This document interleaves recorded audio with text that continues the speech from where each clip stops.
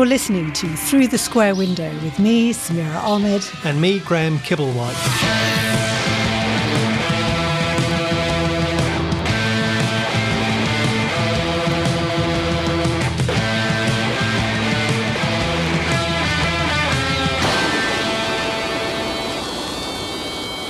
Hello. This is a podcast guiding you through the UK television we watched in decades gone by. I'm the Telegraph's head of TV and radio, and I first got into the Beatles circa 1982 when my big brother, or maybe it was my dad, began playing the Beatles' 20 greatest hits on the record player at home.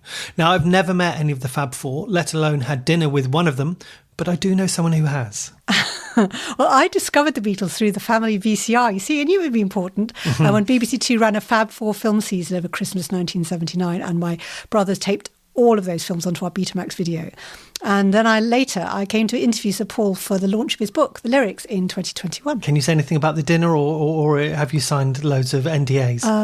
No, I can. I mean, it was, so after there's two things about that event, which is one, I got to do a sound check with Paul McCartney, which is fascinating, at the Royal Festival Hall. And then afterwards, there was a private dinner with about, 20 or 30 people. And it was so lovely. He played Lady Madonna on the piano at the end of the dinner just because there was a piano there, and he said he couldn't resist. So it felt a very special night, very special. Okay, so this Beatles-related reverie isn't completely random. It's because today's episode is devoted to the Fab Four to mark the publication, albeit a few months ago now. But we've been busy, haven't we, of Samira's BFI Film Classics book on the Beatles movie A Hard Day's Night. Oh, never too late. Well, the film was a fantasy documentary showing 36 hours in the life of the band, travelling to London to make a live TV broadcast on a show not unlike ITV's Sunday Night at the London Palladium. And my thesis in the book is that it was the Beatles' appearances on television which were instrumental to their conquering the world. Remember, 70 million people watched them live on their first appearance on The Ed Sullivan Show in February 1964. So here's what's coming up in today's episode. I do like the Royal Borough of Liverpool. Well, it looks like a good lineup for the show. For goodness sake, will you stop that sitting down? That was Around the Beatles from May 1964. James Paul McCartney from 1973. The music of Lennon and McCartney from 1965. And Magical Mystery Tour from 1967. But before we get to that, some post-bag business. Although, candidly, I have to admit that we're recording this instalment before our May episode, which was looking at TV from 1987, has been released. So we're a little light on correspondence this time around. But we did hear from Craig Gilliver about our Graham Garden interview from April. And he says, as a born and bred Aussie of a certain age, every weeknight at tea time in the early 80s was time for the Goodies and Doctor Who.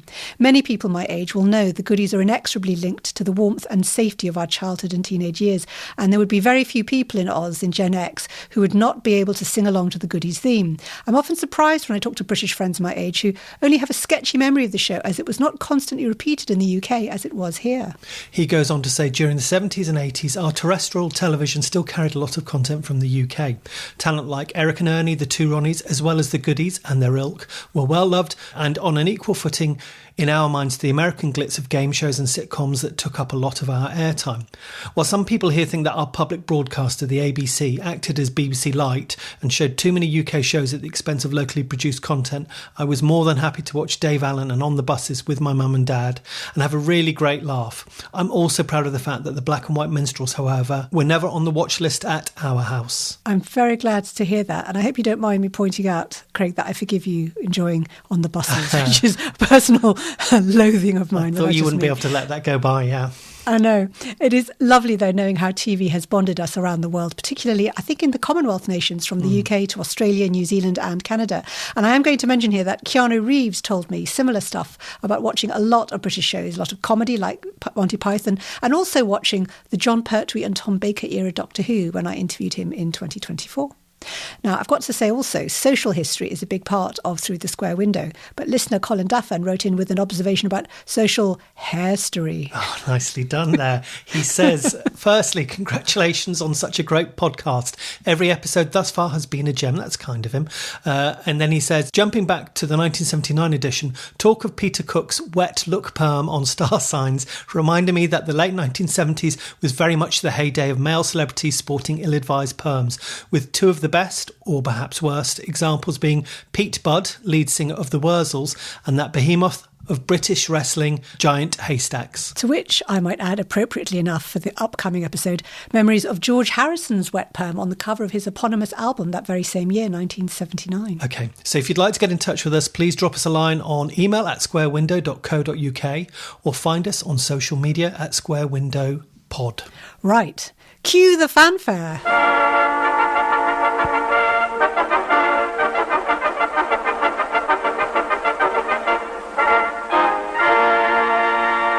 That was the opening to Around the Beatles, which aired on Rediffusion on Wednesday the 6th of May 1964 at 9:45pm. Between, in case you want to know, a party political broadcast on behalf of the Conservative and Unionist Party and professional wrestling. We're back to wrestling already, from the Civic Hall, Wolverhampton. Oh, I see, the days of this kind of must-watch television. Wonderful. Yeah. This hour-long special had been shot on the 28th of April 1964 with audience members partly recruited via a raffle on the pop show Ready, Steady, Go. A raucous musical event shot in the round, hence the name. It included performances from Long John Baldry, PJ Proby, the Vernon's Girls, Cilla Black, Millie, and of course, the Beatles. The show was produced by actor, music manager and TV pop show Svengali Jack Good and directed by Rita Gillespie, who was one of the first women to direct live television, and she'd risen up through the BBC before she went to the US to become the first woman to direct a network variety show, Shindig, on ABC. And she was actually flown back from the States specifically to helm this one-off. Oh, Graham, it's so interesting talking about this. So the first thing I've got to say, having researched the making of A Hard Day's Night, this show was being rehearsed while they were still filming A Hard Day's Night. And in fact, in the days before they recorded this, they were shooting that very famous Can't Buy Me Love breakout sequence from the in the film. That's kind of one of the earliest pop videos. And Jack Good, of course, had created Oh Boy, which was one of the seminal rock shows or pop music shows of world television. And I think one of the great things about that and this, which you can see, is everything looks like it's live. Everything feels like it's segued seamlessly, but obviously must have been carefully pieced together in the edit. But this crowd of screaming girls in the round, it's kind of like a Shakespearean theatre, gives it a real energy, I think.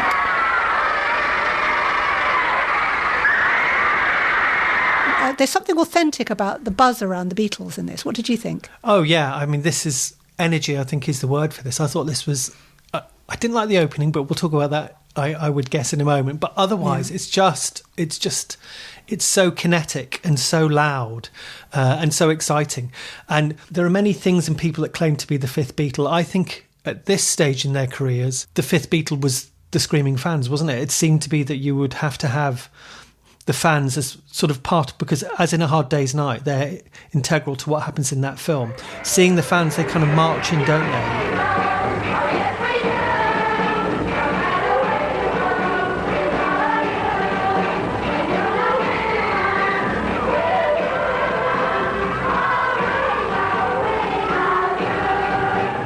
It's really interesting that they have to be part of it, don't you think? That's a really good observation, yes. And also, at various times during the performance, as you would see on things like Ready, Steady, Go, they're being moved around to fit around the cameras, and they're suddenly let into an area and they run forward like they've been released from a pen. And that energy, there's a great moment where one of the girls contorts herself backwards to look up at George, I think, and almost grab his ankle. And there's another... I always love seeing the boys in these concerts. People always think it's just screaming girls. And there's a young lad who looks like a young Bernard Levin. He looks very clever with his glasses. And he's completely kind of grooving. And I like that sense of catching real teenagers. I think you had to be 15 to 18. And there was a ticket to the dress rehearsal, which came up on Antiques Roadshow in 2019, which said you had to be 15 to 18 to attend. And I remember they valued it at £100, but it would be much better. Why didn't you get it signed? And of course, on the ticket it said there will be no autograph, so please don't ask. So, Interesting. Grown-ups. Oh, I fear my Thisby's promise is forgot. And thou, oh wall, oh sweet and lovely wall, that stands between our father's ground and mine. Oh thou, oh wall, oh sweet and lovely wall, show me thy chink. At the start is this really kind of ramshackle version of the play within a play from A Midsummer Night's Dream, including Trevor Peacock from The Vicar of Dibley. And it's chaotic, but it's friendly chaos. And there's loads of kind of prearranged heckling from the audience. Go back to Liverpool! But it goes on forever. And I actually wondered whether they were being a bit obtruse with it and slightly trying the patience of everybody for their own amusement. Or do you think I'm being cynical? Well, I speculated on why on earth you would waste the time of the Beatles and the fans by putting this in. And I'm guessing there was some idea of giving it a bit of, I don't know, educational heft, like putting fibre into your Happy Meal. So, and I just, the Beatles actually do a really good job. They have learnt the dialogue and they're self-aware with it. So they're constantly letting their own persona show through. But it just reminds you of what great performers they were. They're acting a scene which is recognisable. I think what's great is, everyone watching at home and all the audience in there can just see it's utterly pointless. And the thing is, you just have to get through this and then you can have the fun. And the bands are performing, including Sounds Incorporated. You have a sense there's a real bond with them where they're heckling, Sounds Incorporated are heckling them. So they're being heckled by other performers. Is that who that is? Yeah. Right, I was trying to work out who the two chaps were in the audience. Who, of course, would play with them at the Shea Stadium gig, So I like that sense of the Beatles are still connected to that musical world in Liverpool that they emerged from, and they're still very friendly. And a performer like Millie, a young woman of Caribbean heritage who got a huge star. That sense of there's no racial self-consciousness. The Beatles just love great music, and all those performers are here. And PJ Proby, who I think got a big breakout from this. I mean, he hit number 3 when he released a single a few days later. He was basically made by his appearance on this show. So I think they knew there was a power to being associated with them, and they were thoughtful about who they shared it with. I would like to introduce you to a great friend of ours all the way from the States, the fabulous Mr. Murray the K. Go tell him, baby. Thank you very, very much. I'd like to say hello on behalf of the American contingent here, saluting the Beatles. The fella you just heard, PJ Proby, who also gave you that great song the Searchers recorded, Ain't Gonna Kiss You, and the girls from the West Side Story, the Jets, Gina Triconis and Maria Garva, and the fellow who did all the choreography here, Andrew Thayer. They're what's happening. One other thing I read is there's a moment when Murray the K, that American DJ, comes on, who was a big part of their appearance in New York when they first went there before the Ed Sullivan Show. And according to the Beatles book by Hunter Davis, he was the one who claimed to be the fifth Beatle. And he comes on, and I must say I write in my book about him being a very, very sad, middle-aged fool trying to groove with them.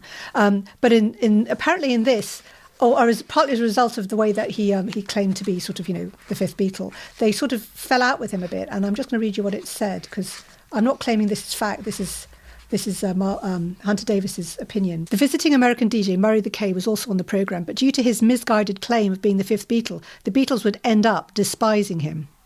Despite that, Paul and Ringo would later say that this was their favourite Beatles television appearance.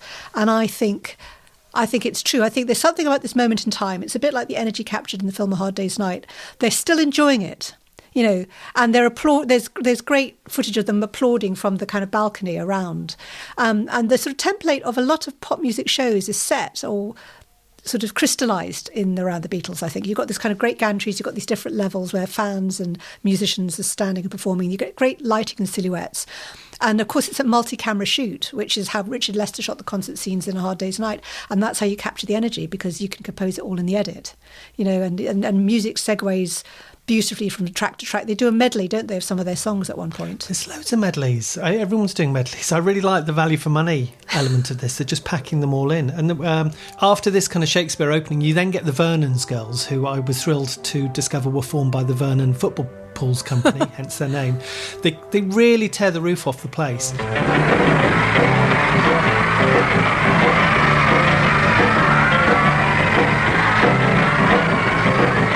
And then from there on in, it's just full-bloodied, raucous entertainment. And particularly, this is an era when female singers really, really belt it out. I mean, the voices in this are so powerful. And we have, she mentioned Millie on My Boy Lollipop, and Scylla singing this song called Saved, which opens with her saying, I used to smoke and drink. I used to smoke, I used to drink, I used to smoke, drink, and that's the jingle. I was really taken by Long John Baldry, Yes. who kind of clutches his lapels like he's Doctor Who, and Yes. he just booms out, his song. I got my mojo working, but just the way he told me to.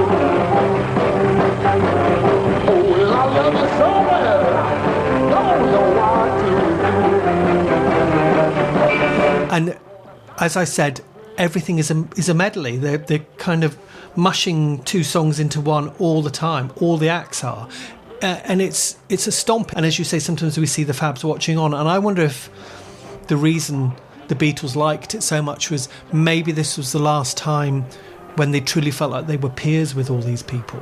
I mean, albeit that they were doing a little better, but then after this, they are stratospheric, aren't they? And everyone else is nowhere within their kind of sphere. But at this moment, it sort of feels like they're all contemporaries. Yeah, I think that's really well put. There's a sense of them being part of a bunch of great acts. But I was also really admiring, you picked up Long John Baldry. I did too, that moment where he's grasping his lapels. He's got real stage presence. To hold your own when you're on a bill with the Beatles, who by that time were, I think, fair to say, the biggest band in the world. They'd already been on Ed Sullivan. I think that is astounding. And I will say, I have been very critical in my time about Cilla Black's singing, but there's a real charm to her. And on this, and I know we're going to talk later about the music of Lennon and McCartney, the friendship she has with the band is really striking. I recently saw a play I've just opened in London called Please Please Me, which is a sort of play about the life of Brian Epstein, and Cilla Black is a really significant character in it. And I really appreciate what it must have been like to have been the kind of coat check girl at the Cavern Club.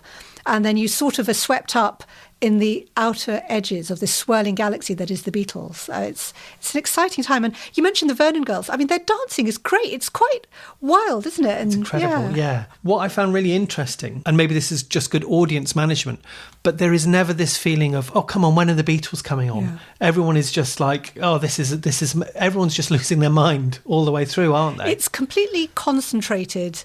It's like they say, all thriller, no filler, which was true of all the Beatles albums, wasn't it? And it's true of this performance. And, absolute credit to Rita Gillespie. I've not watched Shindig recently. I know that some of the old episodes are sometimes repeated, but I think she must have really perfected a way to capture that energy on screen and make the audience at home feel that they were in this. They were in the room. I mean, you do feel it, don't you, with the whole concept of being in the round? It feels really raw, and commendably so. I think I was really kind of bowled over by it.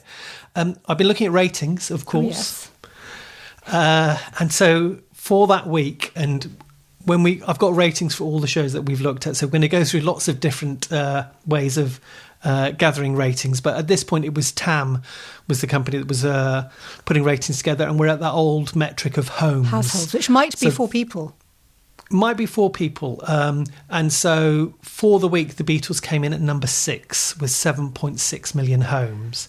And number 1 for that week was that Conservative Party political broadcast with 9.2 million, which is slightly galling, but it's kind of interesting. I mean, surely that would have been at least 20, 25 million. Do you feel like the characters of the Beatles, and as much as we see them, are consistent with the Beatles as portrayed in A Hard Day's Night? If someone was looking at this as a fictional construct, would they think, oh, well, they don't feel like they're written by the same person, if you see what I mean? I think they absolutely do seem very close in style. The way that the Beatles riff with their sort of the whole Shakespearean thing, the way that they are conscious of these screaming girls very close to them. I mean, actually, the fans are much closer to them in this than they were in A Hard Day's Night, where they were, kept in the audience in a separated stage. Here, the girls are running their hands onto the stage, almost gripping them by the ankles. I don't know whether there was any issues or whether they just knew if they did, they'd be ejected.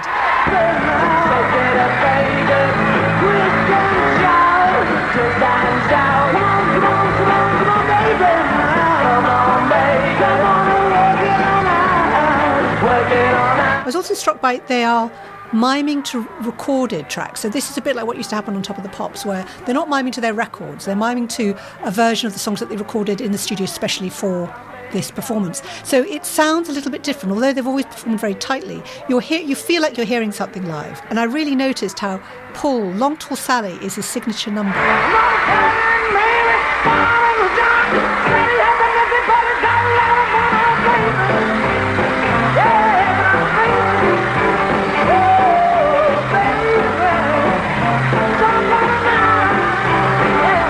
Does it here. We'll talk about how he does it again in James Paul McCartney, 9 years later. And there's something rather touching about these songs that are their touchstones, their connections to the past.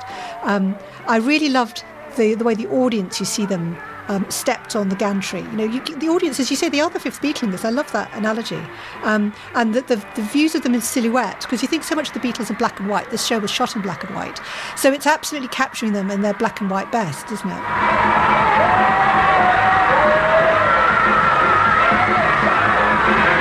The only thing I'd point out is when they have closing titles that run up over the last number, and then it mixes out to that Rediffusion sort of logo. And you've still got the screams over the logo, which they allow to fade out. It's like they hold you in the moment as long as possible. There's something very modern about that. It is, and I think it also feels very modern about the fact that, and we see this also in one of the later shows, that it doesn't disguise that this is a studio. It's all about the fact that we're in a TV studio in a way. Not that we're seeing cameras particularly, but just the setup. It seems to be really enjoying the fact that here's the geography of the space and we're inside, and because it's all quite stripped back, isn't it, and functional, but it really works for that gives it a real feeling of modernity. Yes, and so for Hard Day's Night is absolutely showing you how they are being made by television. There's lots of shots through the viewfinder, where you're looking and you're seeing things from the director's point of view in the mixing booth. The screen is absolutely full. It's overflowing with the Beatles and the fans and the energy of them. There is no attempt to worry about the meta-ness of it. It's enough it's television at its peak power, I think, and the Beatles at their peak too. It's wonderful.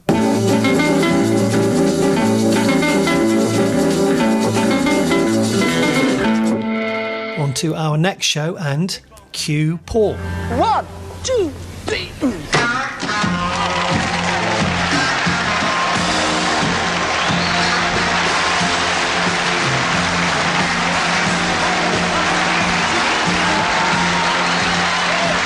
TV special James Paul McCartney aired on ATV on Thursday, the 10th of May, 1973, so almost exactly 9 years later at 9 p.m. Recorded over February and March that year, this saw McCartney backed by the second lineup of Wings, original members being he and Linda, of course, plus Denny Lane and Dennis Sewell. But their number was now swelled by guitarist Henry McCulloch. The show came on the back of the release of their second album, Red Rose Speedway, which was receiving a mixed critical response, although actually I'm rather fond of it. This special was something of a contractual obligation, Paul only making it to settle a legal dispute with ATV's Lou Grade, who, as owner of the Beatles' Northern Song catalogue, had objected to Linda being given a co-writing credit on Wings' work, which Grade had interpreted as an effort to get a deeper cut of the royalties. An agreement was eventually reached to retain Linda's credit in exchange for this one-off. I've got to say, how Paul McCartney negotiated all this grief all the way through his career is admirable. Well, over an hour, we see the band performing Wings tracks in an array of situations, opening with Big Barn Bed and taking in Heart of the Country, Sea Moon, My Love, Uncle Albert, and so on, plus a couple of Beatles standards. And we also followed Paul and company to a pub on Merseyside for a friends and family knees up, and we witnessed a Beatles medley sung by passers-by on the street. Now, in many ways, and I'm not saying this to be perverse, this period of Paul's career is the one that fascinates me the most, because one gets a sense of him on his uppers and also his kind of most wrong-headed sometimes, and sometimes willfully wrong-headed, obviously at times also vulnerable and critically lambasted. Mm-hmm. And I don't know, I just find all the twists and turns, when one learns of things like cartoon shows he wanted to make or all these kind of projects, one gets this sense of this creativity bubbling up out of him, but also this kind of inability to focus it in the right direction. And I think there's a bit of that, maybe a lot of that, in James Paul McCartney. Did you enjoy this? Do you know, I did. And it's partly because watching it straight after I watched Around the Beatles, I was struck by how it's sort of almost like the same set at times. Like the thing opens with the camera pulling out and they're in this big scaffolded set. It's very happy to present the studio and the artifice of the studio, and it does that at the end as well. And then as it introduces the band, it's playing with the way that the Beatles used to be treated in the pop press in the early 60s, and they have this little sort of zipping on graphic telling you, what their favourite colour is or what they weigh. Just exactly the kind of nonsense questions that they had left behind them. And I love the idea that, he's very self-aware and he's playing with that. And then I think we get the curtain reveals a huge wall of TV monitors all showing fans on them. So there's a kind of meta-ness to the structure of this, despite the fact that it's full of a lot of very light entertainment variety show cliches. It's almost deceptive, I think, Graham. Yeah, it's very weird. I mean, Wings would have a changing lineup a bit like Spinal Tap. And this is I think we're going to see Henry McCulloch and Dennis Ewell would then leave quite shortly after this and before Wings gone to do Band on the Run. And you can, in some sequences, you can almost kind of see that tension. And when they do, Mary Has a Little Lamb. Mary had a little lamb. Its fleece was white as snow. And everywhere that Mary went, they're in a meadow surrounded by lambs, and one can almost see McCulloch and Sewell writing their resignation letters during that. La, la, la, la, la, la, la, la. And there's a bit at the end where Paul plays Yesterday. And all the group have to sort of almost sit cross-legged around him on the floor. Well, I'm glad you mentioned that, because there's a lot of people sitting on the floor looking up at him slightly adoringly, and notably Linda, who at one point, she's taking photographs. Smile a little now. That's it. But she's basically kneeling at his feet, taking photographs, looking up at his face all the time. And that happens in a couple of numbers where she's basically sitting at his feet. And even if we know that their relationship was much more mutually supportive and equal, there's something about the imagery of it which just looks a little bit, like you say, odd. And it's like it's reinforcing who's the master here. Yeah, and I can't remember which member of Wings it is, but one of them at that last bit when he's doing Yesterday literally has his head in his hands as if he's now so ashamed of this whole situation that he's found himself in. I mean, what's interesting, particularly about this show, is that this is at the first point where Paul has made his peace with his Beatles legacy. And I think he's performing some Beatles stuff pretty much for the first time. I think he would start doing them live again around this point in history as well. But they're obviously his solo written songs, aren't they? I mean, Michelle, Yesterday, Blackbird, those are all ones that's just him and a guitar, even on the original. Yes, that's true. And as you say, there is, when he does Blackbird, we've got Linda photographing him. And the other thing I think is a bit problematic about that is that it's too insular. These kind of concepts are riffing on intimacies of Paul and Linda's life together, that she's a photographer, for example. And I think as a viewer, I don't care that she's a photographer. And so the fact this sequence is riffing on that kind of means nothing to me. And I think there was an element of that also on, Red Rose Speedway, which I've mentioned, because it contains, for example, one of Paul's most brilliant songs, which is Little Lamb Dragonfly, but its lyrics, which are dedicated to a lamb that they were rearing that died, just don't have any resonance for anyone other than the McCartneys. And so I think when they're setting up all these things around their life, it's either naivety or vanity that Paul assumes the audience is going to be intrinsically fascinated by the kind of McCartney's own soap opera. So sometimes, as much as there's stuff in this which makes it clear that he wants to be an all-round entertainer, there's still stuff that is also just too inward-looking, and you can't really get on board, and it's all about in-jokes between him and the family, which even it feels like the rest of Wings are excluded from. It's really odd. Yeah, and then, as you say, it's the idea he's happy to be a regular entertainer. The set looks exactly like the kind of set, there's ones where there's a string orchestra sitting in a semicircle around him. It's the kind of big, elaborate set that you would get on a lot of variety shows at the time. There's nothing original or unique about it. And even some of the numbers, I mean, My Love. When I go away, I know my heart can stay with my love.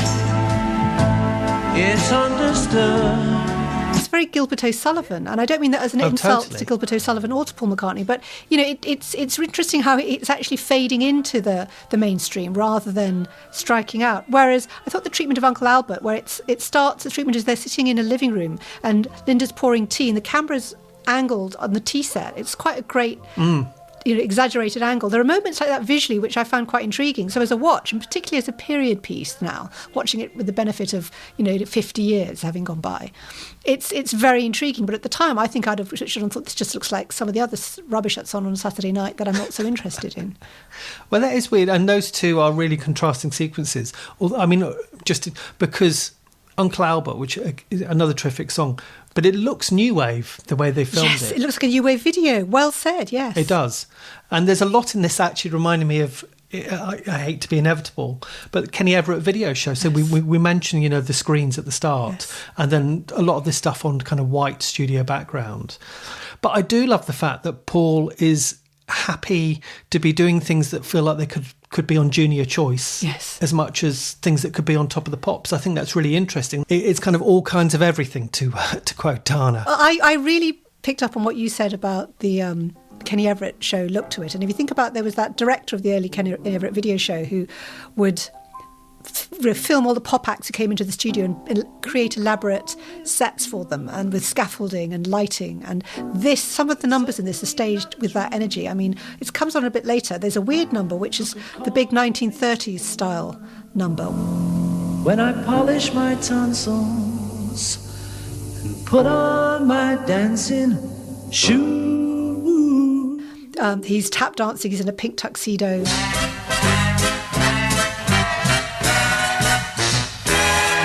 When I get that feeling at the end of my toes, gonna go in a trance. Straight out of a 1930s Fred Astaire and Ginger Rogers musical. And the dancers are all wearing those costumes which are like half male, half female. You got them again in Victoria. It's the imagery actually got in parts of... if you've seen the film Yellow Submarine, which also played with some of that 1930s imagery, which was very big in the 60s. Yeah. One thing that Paul McCartney's always been consistent in is he's never been afraid to embrace the music of his parents and his grandparents' generation. And we'll talk more about that, I know, in a moment. We talk about the Vox Pops, where they go into the streets of Liverpool. But there's something fascinating about how this stuff is as real to him as the music he was making in the now. And he was happy to sort of, yes, I want a fantasy number where I'm in the 1930s tap dancing in a pink tuxedo. That's what I would like to do, please. And he did. Well, and we were talking about in the last show how when he does Long Tall Sally, he kind of really comes alive. And I wonder if there's that thing about, I don't know about you, but if I've interviewed people from TV, the only ones I get really excited about are when I interview people who were on TV when I was a kid. And then I feel nervous before that interview. I once interviewed Clive Gibbons from Neighbours, who was massive in my household. And I was quite anxious about meeting him because it was Clive, that's someone off the telly. And I wonder if Paul has this thing whereby actually things that really matter to him are the things that were big when he was a kid, like those 30s songs that were still, that were still around, and those rock standards that he grew up with. And I wonder if that's, whereas his own stuff is his own stuff, if you see what I mean. Maybe he really feels like he's really connecting with something when he's doing all the things that make him nostalgic. Does that make sense? I suspect there's an element of self-therapy going on here, isn't there? He's retreated from the hugeness and the acrimony that came with the Beatles and the end of it. You think of all the legal battles. And he's gone back to the music that he loved. There's a real sense in this of embracing, the Liverpool. He goes back to one of the pubs and he's having a drink. There's a huge sequence of him just sitting chatting, and there are old family friends and relatives, and I don't know how they recorded it, but the natural sound is just fantastic. And they start having a sing-song in the pub.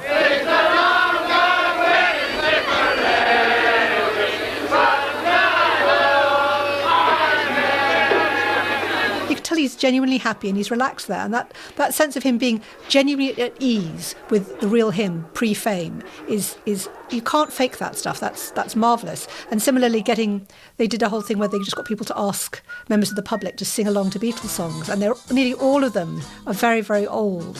When I get older, losing my hair, many years from now, will you still be sending me a Valentine? Birthday greetings, bottle of wine. And there's something very touching about the way they're singing along to Yellow Submarine or She Loves You or whatever. But it's also he's processing the Beatles as a phenomenon outside of himself through this. I wonder what he made when he must have watched the edit. I wonder what he thought of it. When I'm home, everything seems to be right. When I'm home, feeling you holding me tight, tight, tight. ready. It felt a bit like a That's Life. I knew you were going to say when that. you go out on the street. I know, I've only got about 3 terms of reference. No, it's fair. It's a fair reference. But I wondered if Paul was being slightly derisory about the band's own work, sort of saying, here's a Beatles section, but actually I see the what you hoi mean. polloi are going to perform it. And sometimes it's a bit embarrassing, but actually most of it, I actually found it rather heartwarming. And you hear these kind of shrill voiced pensioners or kind of underpowered crooners doing Can't Buy Me Love. No. Or She Loves You. Yeah.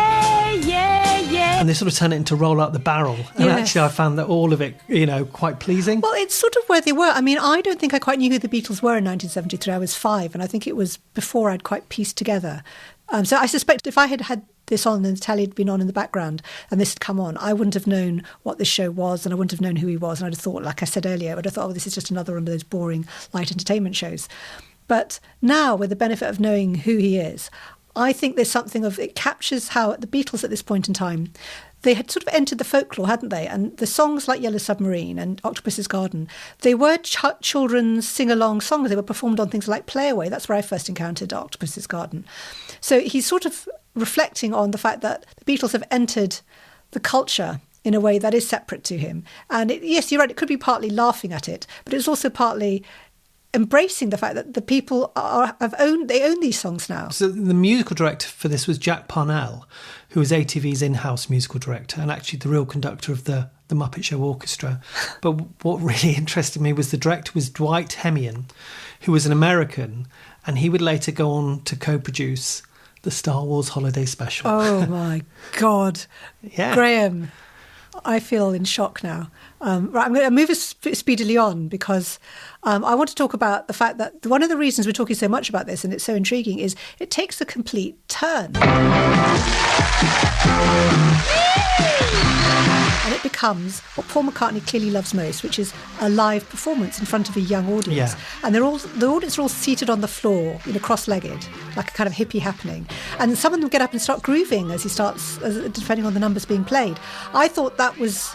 I mean, you think about what Paul McCartney still does. What does he love more than anything? He cannot stop touring and being on the road in front of an audience, and his live shows are legendary for a reason. And this is where this show ends up. I think that's so revelatory, don't you? He looked at me and then looked at you. She looked us where I feel. What sweet color mess I'm in. Yeah, and one wonders whether that should have been the show. I don't know. And whether that would have... Because this did disappoint critics and it did disappoint, I think, a lot of viewers. If we go to the ratings, now it's Jiktar who are compiling ratings, and it was, for that week, it only came in at number 18, which I think is appalling. So that was with 5.75 million homes. And to give you a comparison, the most watched thing that week had been Thames Television's This Is Your Life with 8.75 million. So it seems... that's starkly underperforming, isn't it? And I wonder, 9 p.m, that's a pretty good slot. I wonder why people stayed away. I'm not sure. What do you think? Someone has said to me the theory that actually one forgets the Beatles weren't, always in their pomp after they broke up, and that actually they were rediscovered much later in the 70s. At this point, it is a kind of low point for them all as solo artists. And Paul McCartney is just another entertainer trying to make his way. There isn't the respect and the adulation anymore. And it's only the Red and the Blue albums kind of being picked up and feted, I think, by younger generations that starts to turn things around. And I think there's a case to that. I mentioned earlier that, Long Tall Sally is this, it's like a totem for him, isn't it? It's this number that he comes back to, and it's like he reconnects with what got him into rock and roll in the first place. And when he starts performing that, everyone just gets up in that audience, all those young people, and start dancing. It's just a joy to watch. I'm gonna tell that man, Uncle John, sitting up in this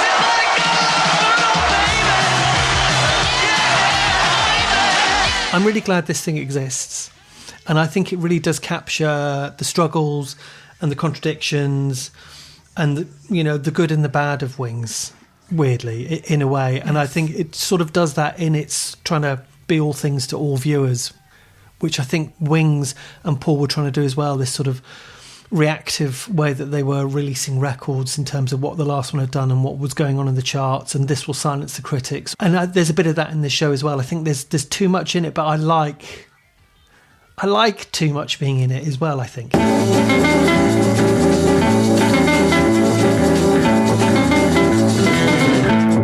Right, cue the George Martin Orchestra.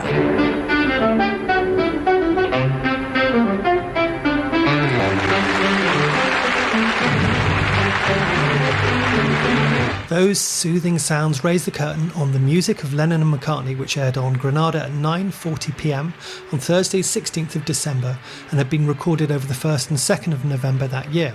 A television special showcasing the partnership's songwriting prowess. It was made in part as a thank you to producer Johnny Hamp, who'd later bring us the Comedians and the Wheel Tappers and Shunters Social Club, who'd given the pre-famed Beatles their first television exposure back in 1962. Like Around the Beatles, this was designed as a showcase for an array of artists in a stripped-back studio environment with a set built from a mile of stainless steel scaffolding and a square mile of stretched gauze curtaining. Acts performing included Lulu, Fritz Spiegel's Baroque and roll ensemble, Marianne Faithfull, Billy J. Kramer and Cilla Black, and actually it's Henry Mancini. I know, it's a really interesting lineup for this. I mean, I thought this was great as well. It lacks the sheer energy, doesn't it, of Around the Beatles. There's no studio audience, although we do hear them. Well, we heard canned laughter. Is there a studio audience or is it just canned applause? Well, we hear, kind of canned reaction potentially then. And I think Paul and John's linking sections are a bit underpowered. Did we write a song called Ses Mos Quan Oubli Un Jour? No, Paul. And there is a sense that maybe this was a bit of an obligation for them because of this thing with Johnny Hamp.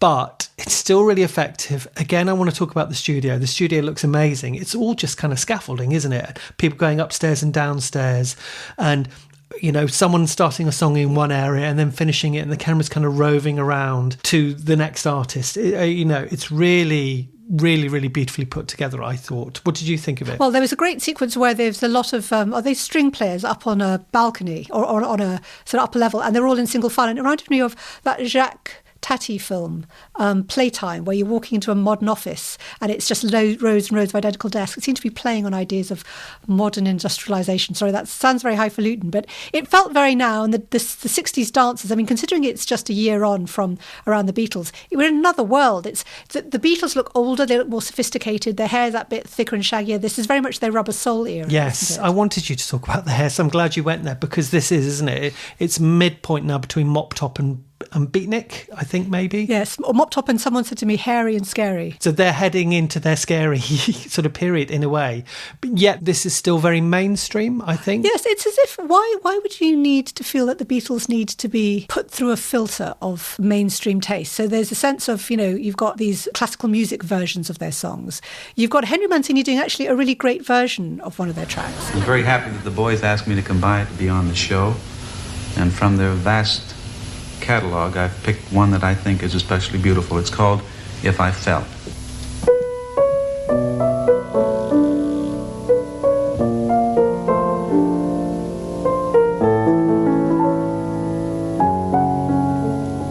Turns it into a kind of Breakfast at Tiffany's style bit of music, which is fair enough.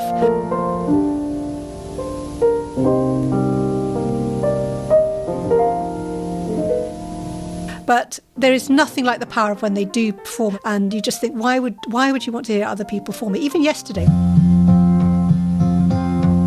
which Paul starts miming. Yesterday, all my troubles seem so far away. Now it looks as though they're here to stay. Oh, I believe in yes. And then Marianne Faithfull takes over. Sudden, I'm not half the one I used to be. I didn't see the point, I'll be honest. I very rarely see the point of cover versions. And yes, of the Beatles, I mean. Really? I just find it's a distraction from the real deal. And I know you mentioned that the sort of little interludes that Lennon and McCartney do seem a bit forced, but they've got a natural rapport between the two of them. I just feel you can sense they're thinking, what are we doing here in this slightly sort of, naff show? But even in these little moments, you just think their charm still somehow comes across. It's just slightly muted, whether it's because they're slightly jaded. I don't know. What do you think? The phrase I used was contractual obligation. I don't think it's quite that cynical. And, Henry Mancini, I really like the fact that Paul talks about how much they admire Henry Mancini when they link into him. And I think it's really interesting how unalloyed their affection is for this kind of schmaltzy band music. And there's another one, which is when they introduce Esther Phillips. The next person we've got on the show is somebody who's done one of the best versions of one of our songs ever.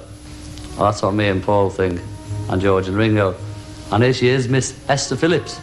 So I like all of those elements. I give him all my love. That's all I do.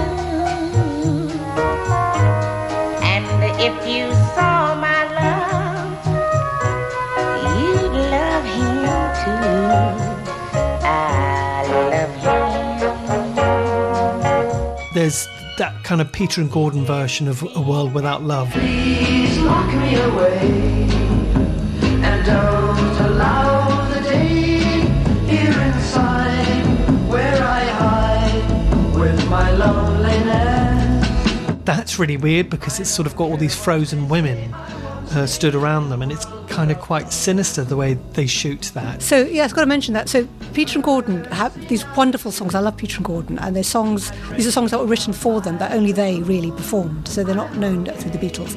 And in that particular one you mentioned, it's as if the set's been dressed with women who are extras from a James Bond film, and they've just thrown in some of the tropes of popular culture at the time. So there's one dressed in scuba gear, there's one carrying a gun like she's a hunter, there's the third one doing something equally sinister, and they're all cold. It also reminded me of The Knack and How to Get It, which was Richard Lester's film, apart from Help, that he made after A Hard Day's Night, which did win the Golden Palm at the Palme d'Or, but it's a very cold film in which there are a lot of dead-faced dolly birds lined up stairways to make a jokey point about sexual charm. But there's no heart to those moments, is there? The songs are great, but the set dressing around them doesn't necessarily add anything, and in fact it's a bit distracting, I think. I mean, what I noticed was when we do get the Beatles themselves performing, the camera work instantly becomes less imaginative, but then I sort of think that they know that they don't really need to, all they need to do is point the cameras at the Beatles. That's essentially what the people want.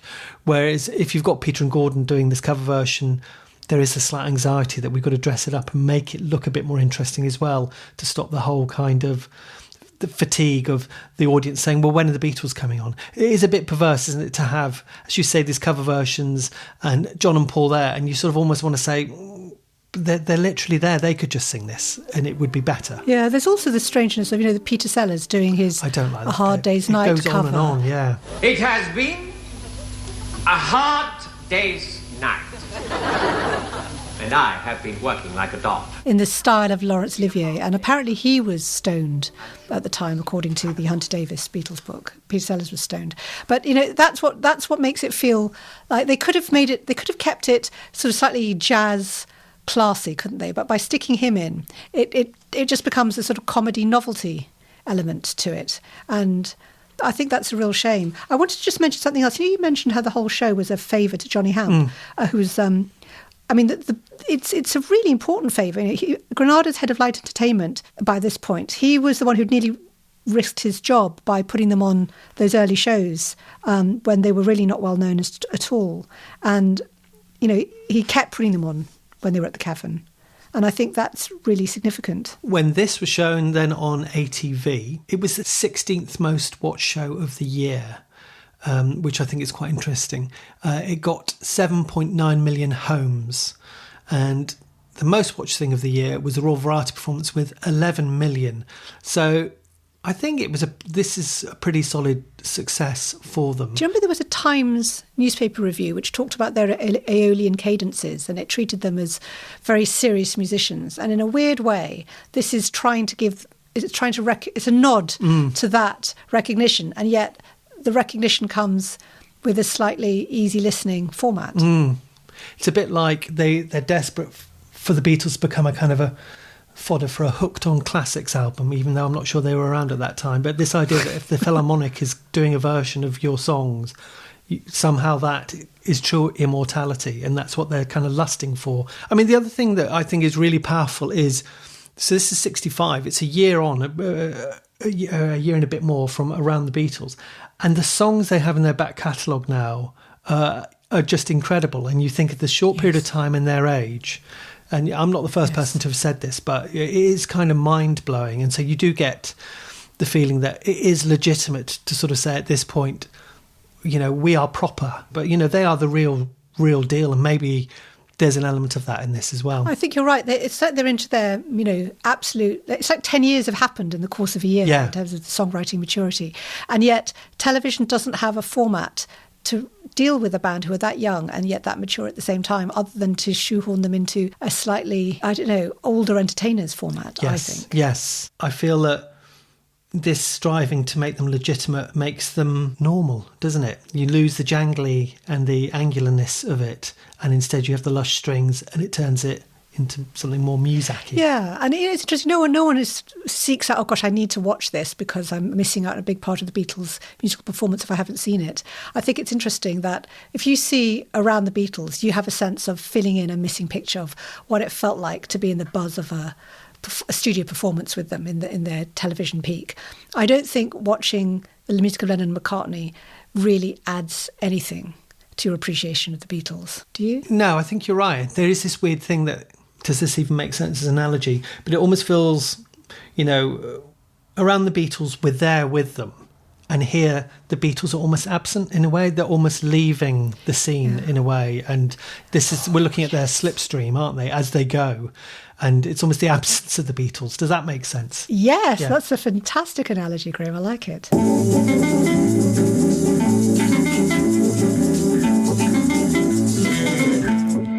And finally, step right this way as we cue the Beatles.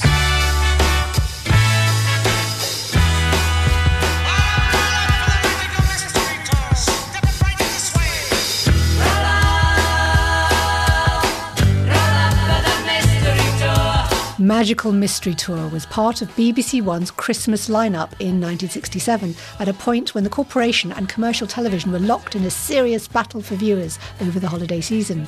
This one-off aired on Boxing Day at 8:35pm and had been acquired by the channel at a cost of £20,000. The Beatles' accompanying EP had been released in the UK 3 weeks before, so fans would have had time to become familiar with the songs, which included I Am the Walrus, The Fool on the Hill, Blue Jay Way and Your Mother Should Know. But because of technical problems cited, the film could only be aired in black and white, and it would receive a colour repeat on BBC Two on 5th of January. Conceived and directed by the Beatles, Magical Mystery Tour follows a coach party made up of performers and genuine members of the public on a trip to an undisclosed location, stopping off for various surreal and mostly improvised encounters along the way.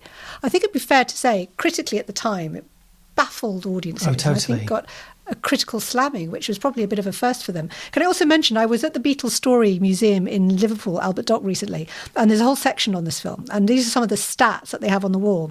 Cost of the wizard clothes in 1967, £377. Almost 10 hours of footage was shot over 2 weeks. Cost of a stuffed Jersey cow for a week in 1967, £6. Cost of a walrus costume in 1967, £1. Ah. I've got to say, first of all, we taped this off television in 1979 because it was one of all 6 of the Beatles films that were shown. And I just remember thinking at the time as a child, this is rubbish. It looks, it doesn't make any sense. And I particularly loathed the sequence with the stripper. That was filmed in Raymond's Review Bar, where they censor her boobs. And, you see the Beatles leering at her with an actual stripper. Yeah. However, watching it now, I see it as an art house film. And I'm fascinated by it, Graham. So, what did you think of it? You'd never seen it before, I hadn't seen it before. It seems really weird because, I'm a Beatles fan. I'd just never seen it before. I mean, I love the album. I love the songs on it, or the EP rather. And there are charming things in it. For example, I like the return of Victor Spinetti to the Beatles universe. I think that's fun. Yes. That we see him again. Channeling, of course, Oh, What a Lovely War, which he'd been a big part of. Yeah. It's very much mocking the military. I like the kind of, I think what I wrote down as tank top psychedelia. So it's like the browns and knitwear of post-war Britain mashing with this kind of campery and sort of like the proto-gay pride colours that infuse the whole thing, which I think, that's really vivid. I like John Lennon's narration. Richard B. Starkey and his Aunt Jessica are always arguing about one thing or another. Oh, I'm going. Oh, go! Go on. And what with today being Sunday and the weather looking up, you'd think they'd have given it a rest. It's, it's very measured. I like it that it's very ordinary and provincial. I love the sequence of John chatting to a little girl on the bus. 5 little dicky birds sitting on your head. One name, jolly, jolly, jolly, jolly, whoops, jolly, whoops, jolly, jolly, jolly, jolly. Can you do that one? No. Yes. Who's credited simply as Nicola. This whole business with him and her and a balloon. I love the film sequence for Full on the Hill. Day after day, alone on a hill. But I love Full on the Hill. I love seeing Mal Evans in there. I think that's really interesting. But I think most of the time, and this isn't a new observation, I think the scenes are underthought and they overrun. And I think a lot of it has kind of the cadence of comedy without any comedy content. So a lot of sort of messing about, but not really delivering anything at all. So, for example, that sequence with Buster Bloodvessel and Aunt Jessie, courting. I love you.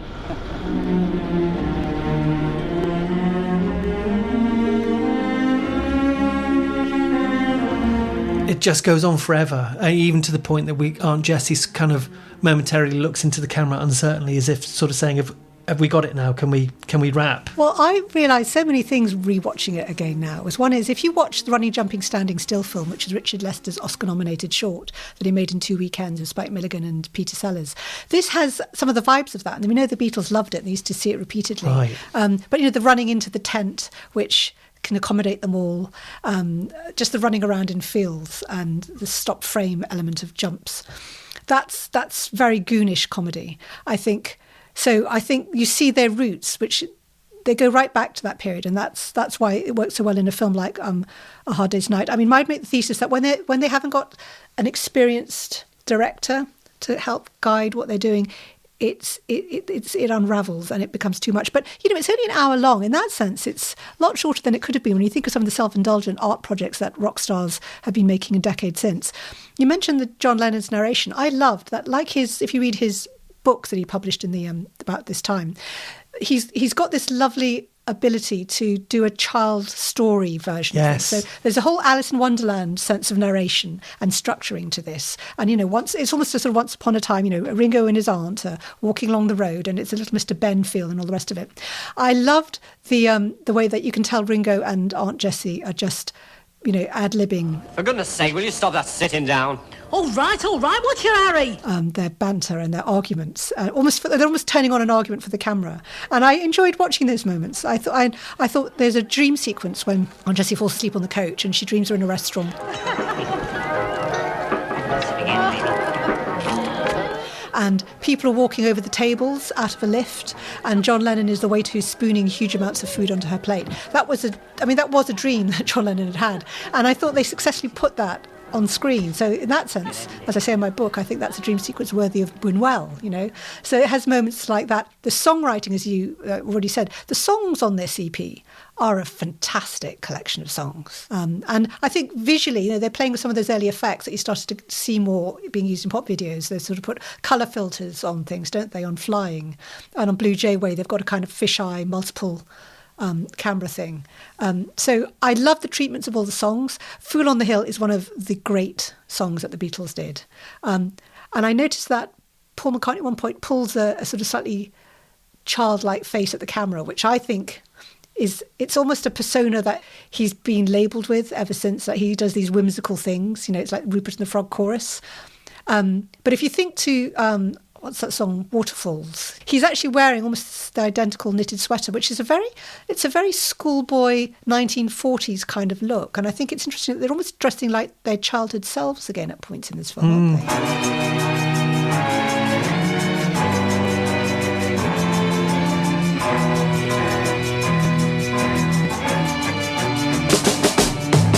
And then at other moments, they're full on psychedelia, like when they do I Am the Walrus. In that there's amazing narrow jackets and the floral prints and the egghead people who are all under a sheet.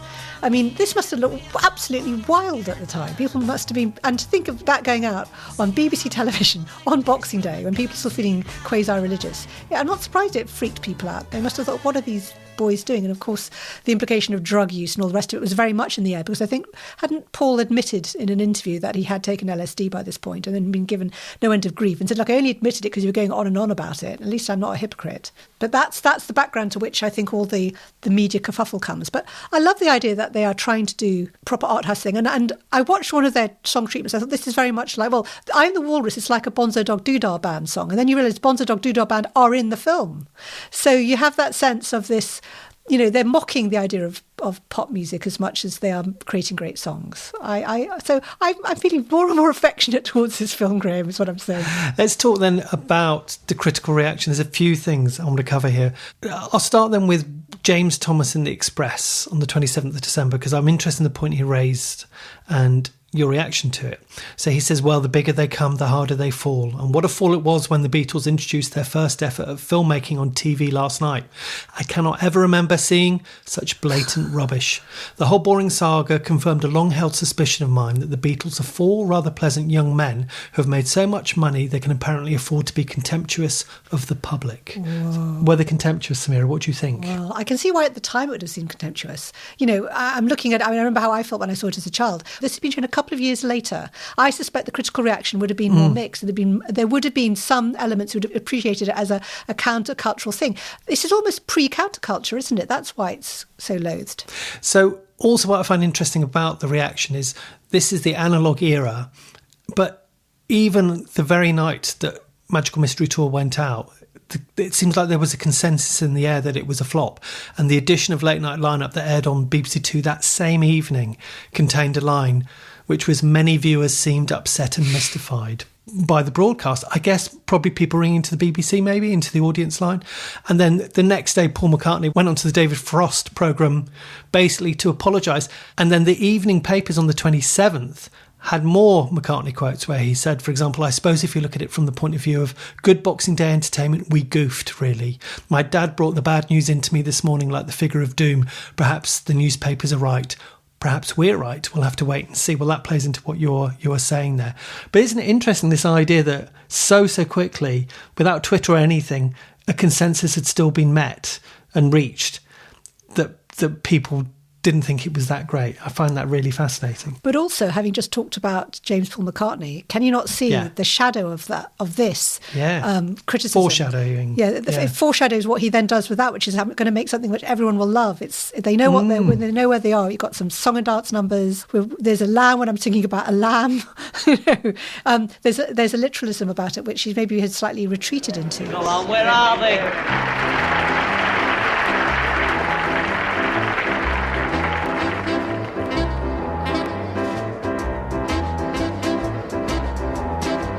That night cutie called a cab. I think part of the issue was definitely the sort of the sexualised elements, because there's the lady courier on the coach who's, there's a lot of cleavage. And it bothers me now, and I'm talking, 60 years later. I think that would have really annoyed a Boxing Day audience. And then the stripper sequence. And I quite admire her movement. She's doing it very, very well. But the whole thing is very sleazy, and that wouldn't have been felt appropriate. It would have been felt like, why are you doing this to us on Boxing Day? You are the Beatles. Is it? I don't want to give them a get-up.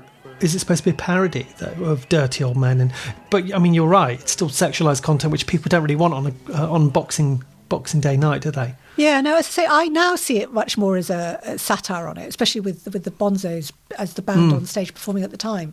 But it doesn't change the fact that you are seeing a woman strip, and, I don't know. I found it felt a lot of 60s culture did this, where, the countercultural stuff would end up being quite sexist, because that was part of defying convention, was to, have female nudity or sexualised content, which is always about the female body and never about the male body. So I'm just going to say that would have annoyed me, whether or not I felt myself to be young and hip or not. I mean, it's generally described, isn't it, as their first failure. And I wonder if they learned, or if that changed anything from them. We were speculating about James Paul McCartney. I don't think I would think they were probably untouchable at this point. There's nothing that of a sense of a course correction after this, is there? I mean, I'm still impressed out of how much they must have overshot, that they managed to compile something that has some sort of coherence. I mean, they do start a coach journey, and it does end somewhere. And that big finale, is it shot in a big studio or is it aircraft hangar? Where they're coming down the staircase doing their, well, James Paul McCartney 1930 style kicking number in their white tuxedos. Let's all get up and dance to a song that was a hit before your mother was born. You've got all the ballroom dancers, you've got are those adult guides or rangers marching through. But this whole sense of it's like the cover of Sgt. Pepper in a way, isn't it? I mean, that's the other thing. That's all happened in the same year. But this kaleidoscope of cultural statements about Britain, historical and present and projecting into the future, it's all present in that treatment of Your Mother Should Know. That's a magnificent finale. That almost saves it for me. And actually, you mentioned Sgt. Pepper, Magical Mystery Tour. Maybe the one thing that they did take from their kind of the kicking they received for this was abandoning that kind of quasi-concept idea behind their albums. This, we're taking on a different identity, because they don't do that again, do they? I mean, their career together is quite short from here on onwards. No, you're right. But I also think, this is just 3 years from A Hard Day's Night. Dennis O'Dell was the same producer who worked on both. I noticed a couple of other things, which is it is a statement about Englishness. It's like the Beatles are deliberately saying we represent England, and it says made in England by the Beatles. There's a lot of Union Jack imagery. I think very early on there's a Union Jack on the floor because there's a big sense of the crowd from the aircraft hangar. You see them in glimpses throughout the film. At the very beginning they all move away and there's someone retrieves the Union Jack from the floor. There's one's brandished later on. I'm sure all of that at subliminal level at least fed into why audiences didn't like it and people at the Daily Express didn't like it. They felt they were somehow mocking something. What do you think? Well, it's interesting, isn't it? They don't, they say, this is mystifying and it's insulting. And it's interesting that none of them said, how dare anyone walk on the Union Jack? No one actually quite makes that a literal point. But at some level, it's like the film has got this imagery that suggests they're playing too lightly with aspects of nationhood. I mean, that said, the BBC won the Battle for the Christmas Audience that year. And the ratings for Boxing Day were, well, I'm actually going to give you the top 5. Number 1, The Square Peg, a Norman Wisdom film, which actually followed Magical Mystery Tour, which got 17 million viewers. Then the Top of the Pops special, which had been on earlier in that evening. Frost Over Christmas, David Frost. Brigadoon the film. And then number 5, Magical Mystery Tour with 13 million. Not bad.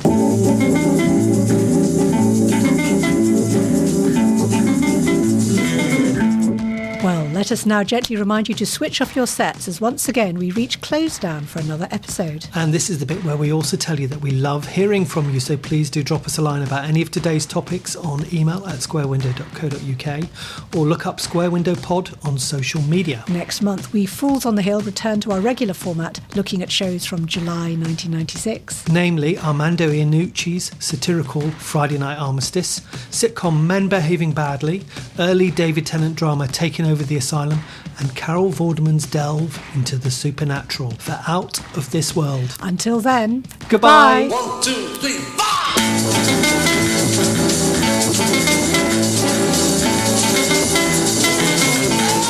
Thanks for listening to Through the Square Window. This was a Square Window production with music by the topmost of podcast music purveyors, Local Teenagers. Our logo was designed by Stuart Lanning. Do subscribe and tell other people about us. And if you're inclined, please leave us a review on Apple Podcasts.